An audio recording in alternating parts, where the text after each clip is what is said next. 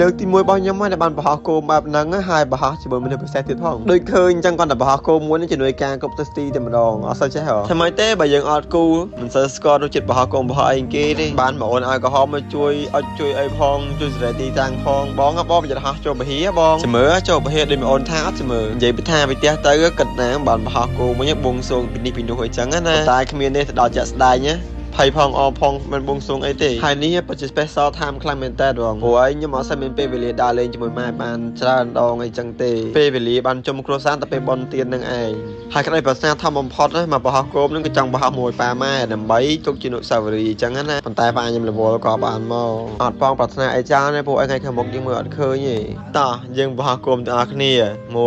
2 3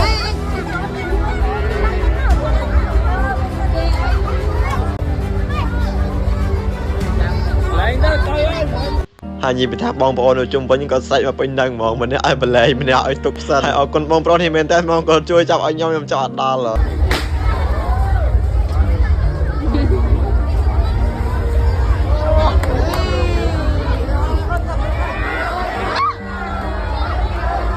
មានណាប៊ីចូលបេះដូចមានអូនឲ្យក្រហមនិយាយមែនហ្នឹងណាងល្អខ្លាំងមែនតើប៉ះតាមបន្តិចទៅបាត់ទៅហើយខ្ញុំវិញតាមមើលដល់ទីបញ្ចប់ហ្មង